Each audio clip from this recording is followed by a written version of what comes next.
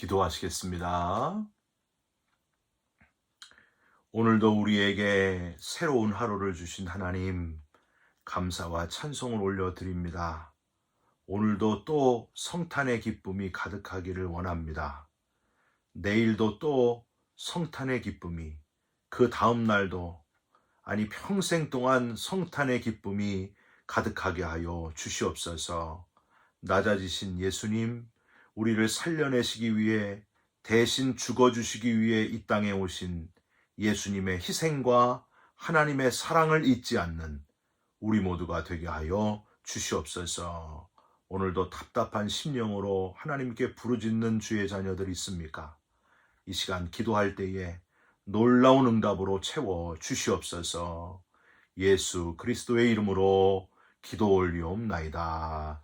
아멘. 오늘 함께 나누실 하나님의 말씀은 잠언 29장 1절부터 14절까지의 말씀입니다. 자주 책망을 받으면서도 목이 곧은 사람은 갑자기 패망을 당하고 피하지 못하리라. 의인이 많아지면 백성이 즐거워하고 악인이 권세를 잡으면 백성이 탄식하느니라.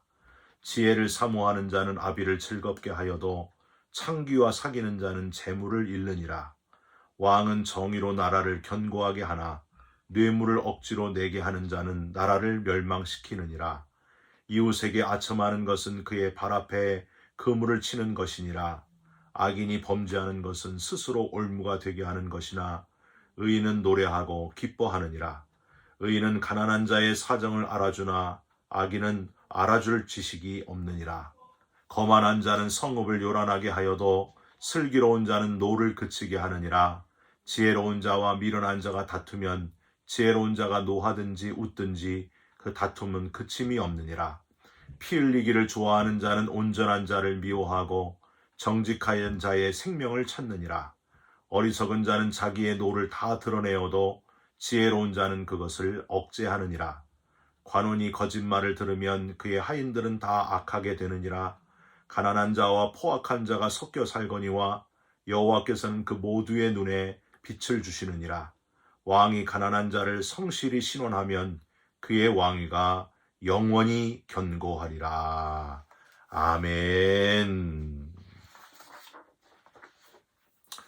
오늘은 잠언 29장 1절부터 14절의 말씀으로 거울을 치워버리십시오. 거울을 치워버리십시오. 라는 제목의 말씀을 함께 나누고 기도하는 시간을 갖겠습니다. 옛날 어떤 왕이 여러 장식이 주렁주렁 달린 눈부신 의복을 입고 거울 앞에서 자신의 자랑스러운 모습을 보면서 뽐냈습니다. 백성은 어떻게 살든지 상관없이 왕은 자기만을 생각했습니다. 어느 날 시종이 왕이 매일 들여다보던 그 거울을 치워버렸습니다. 다음 날 왕이 자기의 모습을 보려고 거울을 찾았는데 거울이 없는 거예요.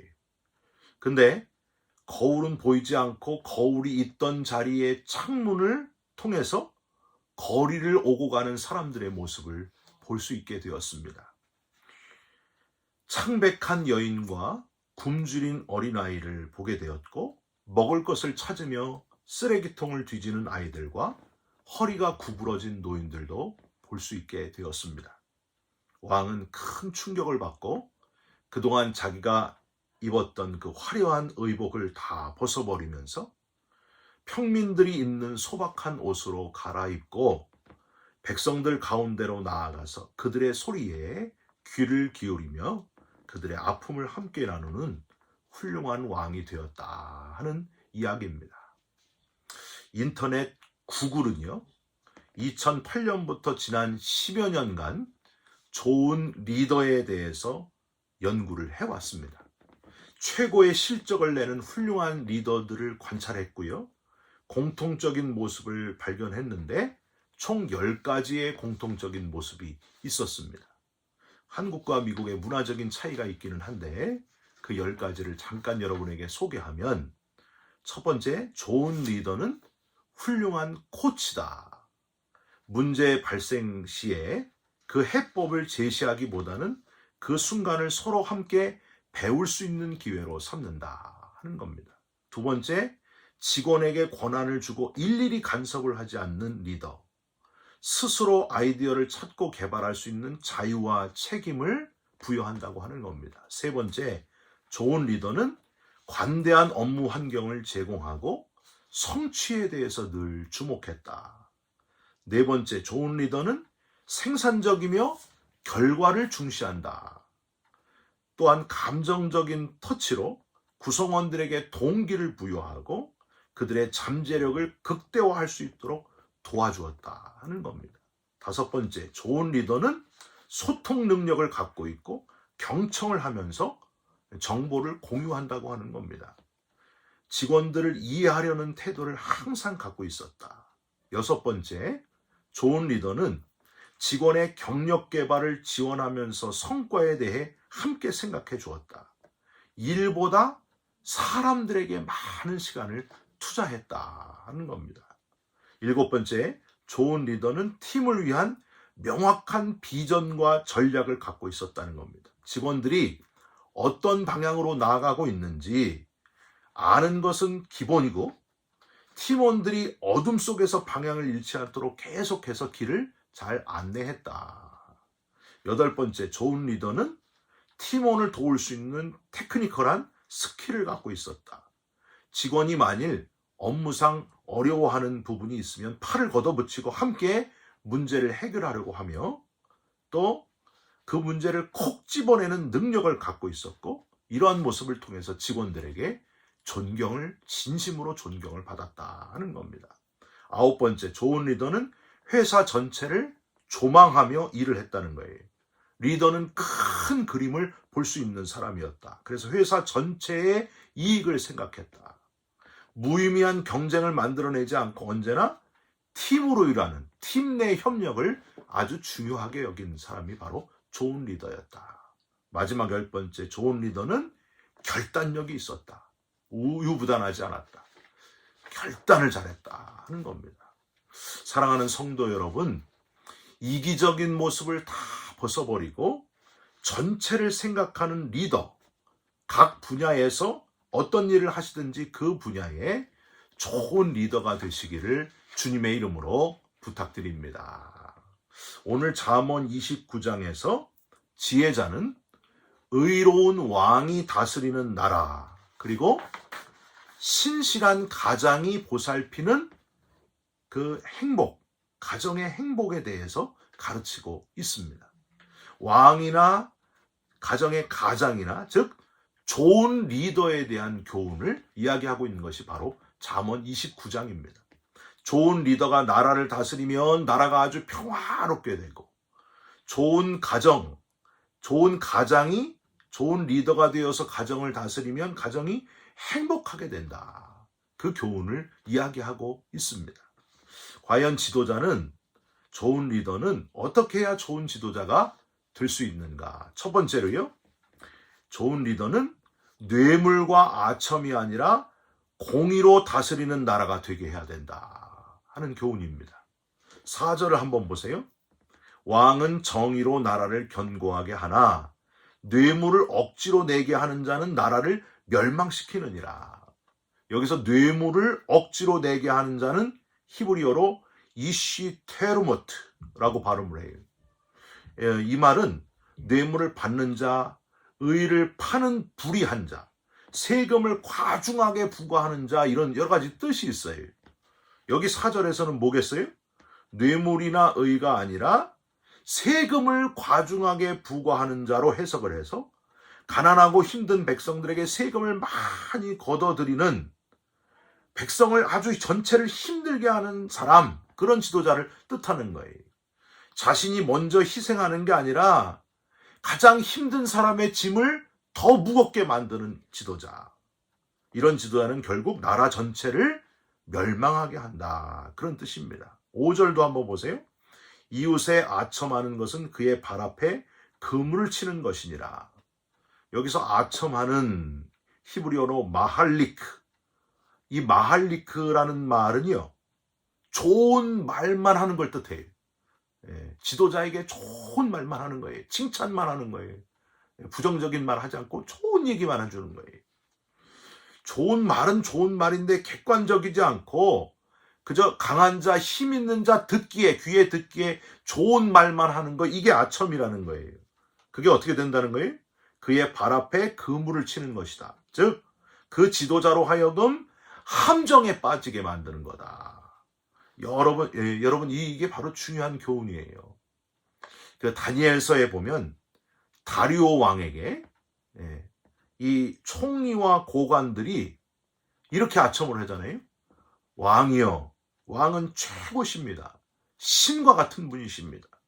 아첨을 하면서 앞으로 30일 동안 왕 이외에 누구에게든지 절하고 섬기고 그러는 사람은 아주 굶주린 사자들이 있는 사자굴에 집어넣을 것이다. 이렇게 명령을 내리십시오. 여기 어인 도장을 찍으십시오. 이렇게 권했다고 하는 거예요. 아첨하는 자들입니다. 그래서 사실은 그들의 마음에 뭐가 있었어요? 다니엘을 질투하는 마음이 있었어요. 다니엘을 시기 질투하는 마음. 그래서 결국에 다니엘을 사자굴 속에 집어넣게 만듭니다. 다리오 왕이 아차 싶었습니다. 근데 어떻게 돼요? 사자굴에서 다니엘이 털끝 하나 상하지 않고 살아나오지 않습니까? 그 사자굴에 총리와 고관들이 다 들어가잖아요. 여러분, 이 지도자는요, 이렇게 아첨의 말하는 거에 흔들리지 말아야 된다는 거예요. 저도요, 누가 저한테 이렇게 아첨을 하면 잘생겼다고 하거나, 또 막 목소리가 너무 좋다, 막 한석규 같다, 그러면 막 제가 마음이 흔들려요. 그래서 함정에 빠질 때가 좀 있어요. 여하튼 다른 사람의 칭찬에 혹하고 넘어가기보다 다른 사람의 책망과 교훈하는 거에 더 귀를 잘 기울이는 지혜로운 지도자가 돼야 된다 하고 지금 권면하고 있는 겁니다. 여러분, 싫은 소리 하는 거 누가 좋아하겠어요? 그러나 그 싫은 소리 속에 나를 정말 사랑해서 나를 위해서 해주는 직원이 있다는 거예요. 아주 귀한 그 교훈을 들을 수 있어야 된다는 겁니다. 두 번째로, 지도자는 싸움을 그치게 하는 자다 하는 교훈입니다. 여러분 8절을 한번 보세요. 거만한 자는 성읍을 요란하게 하여도 슬기로운 자는 노를 그치게 하느니라. 잘난 체하고 자기를 자랑하는 자는 성읍 전체를 다 요란하게 만든다. 근데 지혜로운 사람은 노를 그치게 하여 분노를 잘 잠잠케 하는 자다. 11절도 한번 보세요. 어리석은 자는 자기의 노를 다 드러내어도 지혜로운 자는 그것을 억제하느니라. 자기의 감정, 화가 나는 감정을 그대로 다 드러내는 자는 어리석은 자다. 지도자일수록 감정 드러내는 것을 조심해야 된다. 이걸 지금 교훈하고 있습니다. 그러니까 지도자는 다른 사람의 화도 잘 누그러뜨릴 수 있는 지도자가 돼야 되고, 자기 자신의 화도, 자기 자신의 분노도 잘 컴다운 시킬 수 있는, 잘 매니지할 수 있는 그런 사람이 지도자다, 훌륭한 지도자다 하는 교훈입니다. 여러분, 부자 나발의 아내였던 아비가일이라고 하는 여인이 있어요. 남편 부자 나발은 어리석은 사람이었습니다. 다윗이 자기에게 베풀어준 은혜를 다 잊어버리고 다윗의 군사들이 와서 먹을 걸 달라고 했을 때 다윗이 누구냐 그러면서 조롱하고 놀려댑니다. 어떻게 돼요? 다윗이 이 나발을 죽이러 군사들을 이끌고 내려올 때에 아비가일이 급히 음식을 싸가지고 가서 다윗의 내려오는 길을 막았었잖아요. 다윗이여, 이 전쟁을 하지 마십시오. 이 미련한 나발을 죽이지 마십시오. 왜 피를 흘리려고 하십니까? 여기 이 음식을 다 받으시고 저를 용서해 주옵소서. 대신 용서해 주옵소서. 그렇게 다윗 앞에 엎드리지 않습니까? 그래서 피를 흘리지 않게 평화롭게 만드는 여인이 바로 아비가일이었습니다. 다른 사람의 화를 누그러뜨리는 아비가일은 가정을 지키는 여인이 되었다고 하는 겁니다.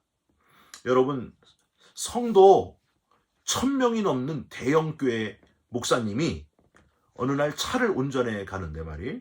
어떤 택시가 갑자기 자기 앞을 확 새치기에 들어와가지고 하마터면 사고가 날 뻔했어요. 이 목사님이 너무 화가 나가지고 막 확 밟고 그 차를 쫓아갑니다. 택시기사를 막 쫓아갑니다. 신호등이 딱 걸렸어요. 옳거니. 그래가지고 택시기사 옆으로 딱 가가지고 운전석 문을 열어서 자기 운전석 문을 열고 나가가지고 그 택시기사 운전석에 창문을 쾅쾅쾅쾅 두드렸어요. 문 열어! 당신 문 열어! 창문 내려! 막 그러면서 막 명령을 하는 거예요. 당신 제정신이야? 미쳤어? 창문 내려봐, 택시기사. 그러면서 막 소리치면서 사고 나면 어떻게 할 뻔했어? 빨리 창문 안 내려. 그러면서 막 거의 욕을 퍼부었습니다. 화를 막 내는데 그 기사는요, 창문을 조용히 내리면서 고개를 막 숙이고 아무 말도 못하고 있었어요. 계속 목사님은 막 화풀이라는 거예요. 택시기사에게. 당신 지금 제정신이냐고. 그랬더니 이 택시기사가 말을 딱 대답을 하는데, 목사님 죄송합니다. 제가 그만 실수를 했습니다.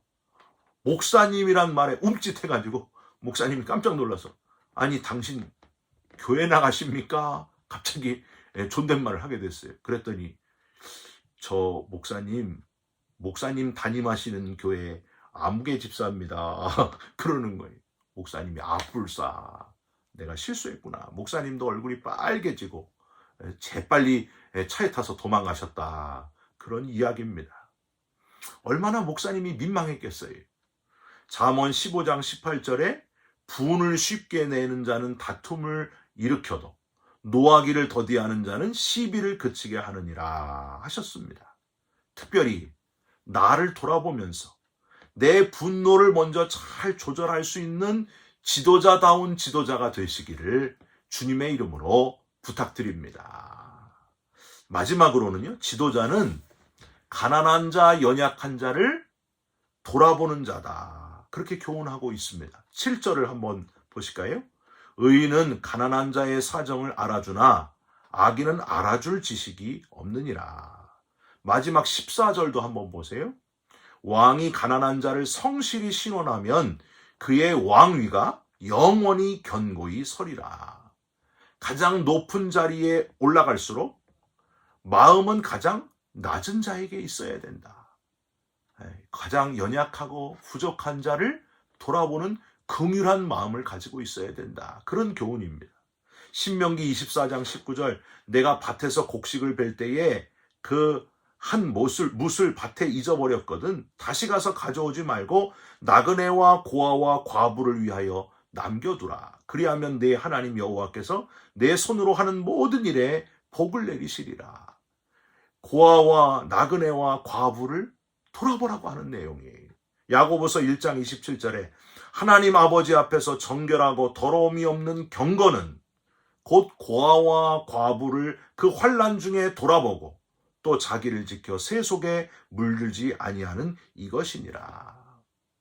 여러분, 예수님도요, 요한복음 14장 18절에 내가 너희를 고아와 같이 버려두지 아니하고 너희에게로 오리라 하셨습니다. 고아를 마음에 항상 두고 계셨다는 거예요. 부자의 많은 헌금보다도 가난한 과부의 2렙돈을 가장 많이 넣은 자라고 칭찬해 주시는 분이 바로 예수님이셨습니다.